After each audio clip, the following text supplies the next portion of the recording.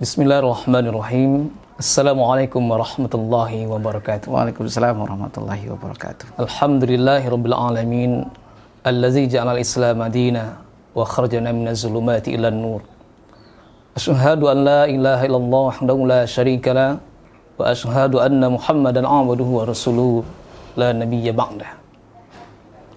Para pemirsa Sirajul Munir TV yang dirahmati Allah Subhanahu wa taala. Pada siang hari ini kita akan berbincang-bincang santai dengan salah seorang ustadz yang tidak asing lagi bagi kita, yaitu Al-Ustadz Al-Mukarram Warlan Sukandar MA. Sekaligus beliau adalah seorang pengusaha muda di daerah Sumatera Barat ini. Oleh karena itu, kita akan sapa beliau dengan sapaan yang begitu hangat. Assalamualaikum warahmatullahi wabarakatuh. Assalamualaikum warahmatullahi wabarakatuh. Gimana kabarnya Ustaz? Alhamdulillah. Sehat Ustaz ya. Udah lama kita tidak ketemu ya. Iya, cukup lama ya. Iya. Tapi alhamdulillah pada siang hari ini Allah takdirkan kita untuk bertemu. Iya. Dalam sebuah acara bincang-bincang anak muda lah. Iya. Tentang kondisi hari ini. Nah, jadi kalau kita lihat-lihat dari berbagai media hari ini Ustaz, sepertinya ya, khususnya Minangkabau ya. Iya. Sedang diguncang ya. Gempa ya. Gempa. Mungkin lebih dahsyat daripada gempa kali. Benar. Ya. Luar biasa. Melululantakkan semangat para muda. Ya, kalau gempa mungkin Kota Padang dilululantakkan. Cuma kalau ini semua Sumatera Barat, mungkin Minangkabau ya, sampai ke Bangkinang atau luar biasa. Memang sejarahnya dulu Minangkabau itu kan luas ya, sampai ke Negeri Sembilan. Negeri Sembilan, Masya Allah. Tapi hari ini sedikit tergoncang. Iya. Nah, namun ada hikmahnya Ustaz ya. Iya. Membangkitkan kembali semangat para generasi Minangkabau itu sendiri untuk mengkaji, menggali tentang tokoh-tokohnya, ulama-ulamanya yang ternyata sangat berkontribusi terhadap kemerdekaan Republik Indonesia. Ini pas kata Buya Hamka. Ya, jadi kalau adik kita dihina, agama kita dihina, dilecehkan, ghirah kita harus naik. Dan Buya Hamka lahirnya di Minangkabau kan? Iya, gitu lah. Tapi jangan sampai dihina dulu baru bangkit. Iya. Jangan ditunggu dihina dulu. Iya, betul. Baru kita bangkit. Nah, ini Ustaz. Kita mau berbincang-bincang ke depannya, sebetulnya sejauh mana sih kontribusi para ulama, para tokoh-tokoh Minangkabau ini untuk mewujudkan negara yang kita cinta ini, yaitu negara Republik Indonesia. Mungkin Ustaz bisa memberikan penjelasan. Assalamualaikum warahmatullahi wabarakatuh. Sahabat Sirajul Munir. Terima kasih Ustaz Eki, alhamdulillah ya. Jadi kalau kita lihat sebetulnya Indonesia ini ya. Indonesia ini kita lihat dari mulai dahulu ketika Jepang sudah mulai kewalahan ya menghadap sekutu. Kita lihat dulu itu tuh. Jepang sudah mulai kewalahan menghadapi sekutu. Lalu kemudian ketika Jepang ini sudah mulai kewalahan, dia meminta simpati kepada rakyat Indonesia. Maka disitulah dibangkitkan yang dinamakan dengan sebuah persatuan BPUPKI gitu. Nah, yang ini berubah kembali menjadi PPKI. Ya, di antara kita harus tahu bahwasanya PPKI itu dahulu anggotanya ada 9 orang, ya. Kemudian 8 orang dan kemudian menjadi 9 orang. Dan salah satu kita harus ingat 9 orang panitia persiapan kemerdekaan Indonesia, maka 3 orang itu berasal dari Sumatera Barat. Itu kita harus paham ya. Dahulu. Nah, namun sebelum itu ketika BPUPKI diadakan, sebelum berubah menjadi PPKI, itu sudah dilakukan peresmian itu pada tanggal 28 Mei 1945. 29 mulai dilakukan pidato di situ. Pidato pertama itu oleh tokoh Sumatera Barat, Profesor Muhammad Yamin. Dan Solunto kita tahu ya. Solunto ya, Talawi Solunto. Iya, Talawi Solunto, Muhammad Yamin. Itu memang mereka itu yang kemudian tanggal 31 Mei itu berpidato Supomo. Dia memang mengemukakan 5 konsep juga. Baru tanggal 1 Juni kemudian berpidato Soekarno. Nah, Soekarno ini menyimpulkan sehingga nama yang diusulkan 3 ini namanya Pancasila, begitu. Padahal kalau kita lihat dari konsep yang ditawarkan oleh kita lihat Muhammad Yamin, 5, dan konsep yang ditawarkan oleh Soekarno itu mirip betul. Gitu, mirip betul. Jadi mirip. Pertama adalah kebangsaan, yang kemudian adalah kemanusiaan, kemudian ketuhanan, kemudian kerakyatan, kesejahteraan, itu terangkum dalam sebuah Itu lahir dari sebuah pemikiran Muhammad awam. Yamin. Ya, Muhammad Yamin. Ya, orang Minangkabau ya? Orang Minangkabau, itu masalahnya ya. Dia biasanya tampil pertama itu memang tidak mudah gitu. Tampil pertama, kalau ibarat MTQ, kalau tampil pertama itu jadi rujukan bagi orang-orang di belakangnya gitu. Nah, ini beliau tampil pertama di pidato itu. Wah, luar biasa. Jadi kita mengambil kesimpulan, konsep-konsep ini lahir secara psikologis, ya, secara psikologis itu pasti ada pengaruhnya dari budaya dan kultur di mana beliau lahir dan di mana beliau dibesarkan gitu dalam pendidikan. Muhammad Yamin ya, tentu Minangkabau gitu. Kenapa dia melahirkan konsep ini gitu. Jadi kalau ada yang mengatakan Minangkabau itu tidak Pancasila, salah satu contoh, itu salah besar. Ya. Ternyata yang mengkonsep Pancasila itu adalah orang Minangkabau itu sendiri. Iya, kebetulan ketika itu Insinyur Soekarno kan beliau itu adalah ketuanya, begitu. Maka beliaulah yang ditonjolkan ke depan untuk menyampaikan hasil rapat itu. Nah, padahal sebenarnya konsep itu lahir dari proses ini. Nah, sampai nanti pada pembentukan PPKI, di situ ada 3 tokoh Minangkabau. Pertama adalah Muhammad Hatta sebagai wakil, kemudian ada di situ Muhammad Yamin, dan kemudian ada di situ Agus Salim. Luar biasa. Walaupun sebetulnya kita simbol Agus Salim ini adalah tokoh agama, salah satu contoh. Tapi kita harus ingat, Muhammad Yamin dan Muhammad Hatta, orang Minang itu dibesarkan dari surau semuanya. Tuh. Iya, luar biasa. Memang kalau kita lihat konsep kepemimpinan Minangkabau ini sendiri tidak terlepas dari sebuah surau. Iya. Mereka digembleng, dididik di surau, kemudian merantau. Iya. Merantau artinya untuk mengembangkan keilmuan-keilmuannya di rantau orang itu. Iya. Ini kan salah satu sebuah metode juga pendidikan. Iya. Nah, gini Ustadz, tadi Ustadz menonjolkan yaitu Muhammad Yamin ya, sebagai tokoh sentral juga, yang mana kontribusinya untuk membentuk negara kesatuan bangsa kita, negara ini sangat luar biasa gitu. Nah, nih pesan gimana sebagai anak muda hari ini Ustadz? Nah, ada sebuah pepatah mengatakan orang yang lupa dengan sejarahnya pasti akan kalah gitu. Ini kan sedikit lupa kita dengan sejarah. Kita coba berbicara dulu Ustadz ya. Berbicara mengenai tentang pembangunan sebuah karakter di Minangkabau, itu satu. Kita harus ada mengenal 5 di sini ya. 5M 1B gitu. 5B 1M gitu balik ya, 5B 1M. Pertama, Basurau. Ini harus kita ingat. Basurau.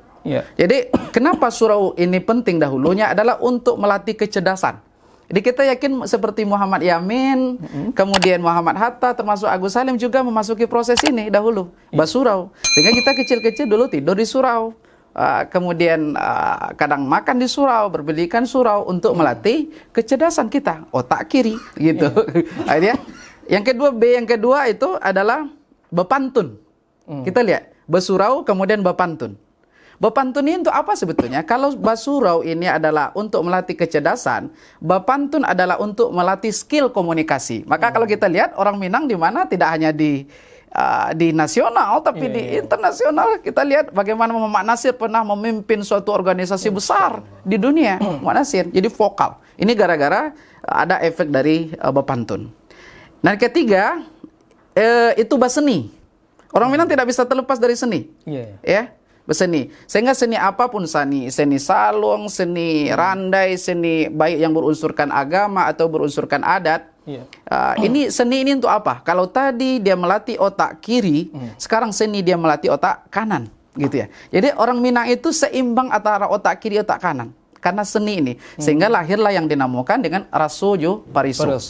Jadi Pariso. Menghaluskan jiwa dengan seni itu. Dengan seni itu. Nah, yang keempat, B yang keempat ini adalah yang pertama Basurau, yang kedua Bepantun, Baseni, Basile. Basile. Jadi Basile ini untuk apa sebetulnya orang Minang ini untuk bekal dirinya, dia salah satunya adalah Basile, karena dia menghamba ancaman, bukan untuk bertarung ya, tapi dia untuk menjaga dirinya, pertahankan diri. Yang keempat ini disempurnakan dengan M, yang kelima.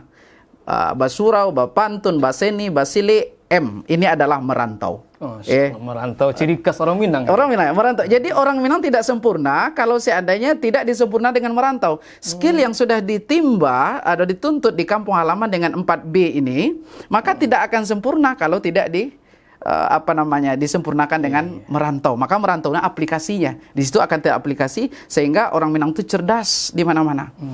Maka Insinyur Soekarno dia mengatakan, bekerjalah ya seperti orang Jawa gitu ya. Kemudian dia mengatakan berpikirlah seperti orang Minang. Satu lagi adalah seperti orang Batak ya gitu ya. Tiga itu sering dia katakan itu. Nah, artinya apa? Ini aplikasi. Nah, termasuk juga seni ini aplikasinya di rantau. Orang Minang itu tidak pernah membuat suatu pemisahan. Dia kalau bercampur dengan orang, dia bisa menyatu dengan orang. Kelebihan orang Minang itu di situ. Enggak terkotak-kotak ya? Tidak terkotak-kotak dia. Akan kalau ada kita lihat orang ini ada kampung sini, kampung situ. Kalau orang Minang tidak. Dia bisa menyatu. Malah saya pernah ke Malaysia dahulu, lalu itu ada di pasar malam, mengatakan di situ 3 singgit, 3 singgit, 3 singgit, gitu kan? Nah, ini kan ciri khas orang Minang. Tapi kalau kita berbicara dengan orang Minang, ketika dia berbicara Malaysia, gitu kan? Dia lebih kental pula bahasa Malaysianya daripada kita. Dia menghargai bahasa setempat. Bahasa setempat. Pergi ke Medan dia lebih pintar pula. Padahal dia orang Minang. Itu kehebatan orang.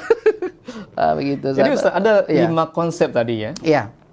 Itu masih pas nggak diterapkan untuk zaman sekarang ini? Karena merantau itu kalau kita lihat dulu merantau itu salah satu pertama karena media tidak secanggih hari ini gitu. Informasi tidak sederas hari ini.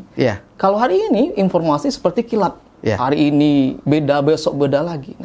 Nah, konsep seperti itu apakah masih pas diterapkan zaman sekarang ini? Sebetulnya mungkin dia tidak ada yang tidak pas. Contoh bersurau, itu mungkin beralih sudah ke pesantren gitu ya. Tidak ada lagi mungkin yang tidur di surau, tapi sudah pesantren begitu.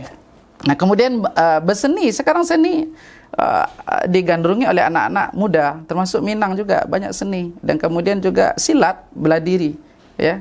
Dan juga termasuk juga merantau pun bagian dari hobi. Itu tidak bisa dipisahkan. Karena merantau itu aplikasi dari melihatkan karakter orang Minang itu dilihat dari merantau itu. Nah, inilah yang kemudian nanti di perantauan yang membentuk karakter Minang itu bahwasanya ini sesuai dengan Pancasila gitu. Jadi karena memang mereka dibentuk dari surau ya. Kalau kita lihat ini ya. Si Ahmad mandi keluha ya. Parigi bapagabilah ya. Kaduanya sama bapaga kaduanya kan gitu tuh ya. Adat Jusara kan begitu ya. Ya, adat basandi syarak basandi kitabullah. Ya, sanda menyanda kaduanya. Nah, begitu. Jadi ini adalah konsep dari ketuhanan yang Maha Esa. Nah, begitu tuh Ustaz. Baiklah, para pemirsa Sirja Munir TV dimanapun Anda berada. Nah, mungkin terakhir Ustaz ya. Untuk statement dan pesan-pesan bagaimana terutama generasi muda lah. Jangan sampai kita lupa sebagai generasi muda ini para pejuang-pejuang kita. Ya. Mungkin saya minta kepada Ustaz untuk memberikan motivasi atau statement. Begini dia. Kita melihat bahwasanya jauh sebelum Indonesia ini membentuk suatu pemerintahan ya pada tahun 1945. Minang itu sudah memiliki posisi pemerintahan tersendiri. Kita lihat. Itu pada antara ada yang mengatakan abad ke-11 sampai abad ke-14 begitu. Itu kita harus melihat dari ranji-ranji. Minang ini kan asal dahulunya ada ya di masa kepemimpinan Aditya Warman itu lahir kita kenal istilahnya Sri Maharaja Diraja. Jadi Sri Maharaja Diraja ini dia menikah dengan kita menikah dengan seorang putri cantik ya. Di sini dia menikah, kemudian ketika menikah lahirlah di situ anak yang pertama adalah kita kenal dengan Maharaja Ubasa. Jadi Maharaja Ubasa ini datuk kata Mungengan. Nah, itu dia disclose-nya dari atas ya. Dan kemudian setelah itu meninggal. Meninggal Sri Mahadiraja dan kemudian ibunya ini kemudian menikah dengan Cetri Bilang Pandai. Ada orang mengatakan di situ namanya Cetri Bilang, ada Cinduamato. Cinduamato. Jadi lahirlah anak kemudian namanya Sultan Balun atau Datuk Perpatihan Sabatang. Datuk Perpatihan Sabatang. Jadi antara Datuk Katamunggungan dengan Datuk Perpatihan Sabatang itu adalah saudara seibu berlainan ayah. Gitu. Nah, dari ini kita lihat lareh, ya. Larehnya itu kan laras aliran itu. Ya, aliran. Jadi aliran Datuk Katumbungan karena beliau ini adalah anak raja dahulunya, sedangkan si Datuk Perpatian Sebatang adalah anak dari penasihat raja, ya. Dia melahirkan kepemimpinan yang bernama otokrasi. Artinya titik dari ate. Ya, sedangkan Datuk Perpatian Sebatang membasui dari bumi. Itu perbedaannya. Kalau dia itu titik dari ate, Datuk Perpatian Sebatang. Otokrasi, sedangkan kita lihat Datuk Perpatian Sebatang itu membasui dari bumi, artinya bermusyawarah, mendepan memusyawarah. Nah, ini dikombinasikan pada saat sekarang ini kita lihat bagaimana dalam logo Sumatera Barat itu kita lihat ada tuah sakato di situ. Ya. Jadi tuah sakato ini memadukan kepemerintahan Datuk Perpatian Sebatang dengan kepemerintahan Datuk Katumbungan. Yang kedua, tuah sakato. Jadi lambang-lambang itu sebetulnya kalau bisa orang membaca dari lambang itu ada filosofinya. Ada filosofinya. Pertama kita lihat adalah rumah Bagonjong, ya. Rumah Bagonjong itu kan diibaratkan di situ adalah tempat musyawarah, rumah di situ. Jadi musyawarah. Yang kedua di situ ada masjid yang 3 tingkat, 3 lenggek gitu di situ. Masjid. Coba kita lihat warna putih. Ya, ini melambangkan bahwa mayoritas umat penduduk di Minangkabau itu Muslim, ya, dahulunya mayoritas, ya. Nah, perpaduan itu yang dinamakan dengan adat Basandi Sandi Sorak. Yang kemudian ada gelombang ke bawah, gelombang laut itu dinamika. Karena dinamika percatur dinamika masyarakat Minangkabau di situ, ya. Nah, kemudian kalau kita lihat juga warna juga ada warna putih di situ, dan kemudian ada warna merah, dan kemudian ada warna hijau kuning. Dan itu melambangkan sesuatunya bahwasanya Minangkabau ini cukup Pancasila. Ya. Cukup Pancasila atau sangat Pancasila? Sangat Pancasila. Kalau kita lihat, mana konsep yang dilahirkan adalah salah satunya adalah dari kepemimpinan yang ada di Minangkabau, yakni Muhammad Yamin, di antaranya kemudian Agus Salim dan kemudian Muhammad Hatta. Masya Allah. Para pemirsa di mana saja Anda berada, insya Allah Ustaz, ya, kita selanjutnya akan terus berbincang-bincang tentang Kim Minangkabauan ini. Iya. Karena kita sebagai generasi muda, ya, generasi muda Minangkabau, terkadang memang sudah lupa dengan sejarah itu, sudah tenggelam. Jadi insya Allah lain kesempatan akan kita bahas. Kita akan berbahas tentang sistem pemerintahan Datuk Perpatian Sebatang, kemudian juga Datuk Katumbungan. Kita lihat ketemuannya nanti di mana, bertemunya nanti di Tuah Sakato. Disitulah Pancasilanya orang Minangkabau. Ya. Baiklah para pemirsa di mana saja Anda berada, insya Allah kita akan bahas pada lain kesempatan. Kita akhiri dengan bacaan Assalamualaikum warahmatullahi wabarakatuh. Waalaikumsalam warahmatullahi wabarakatuh. Hasbunallah wa ni'mal wakil, ni'mal maula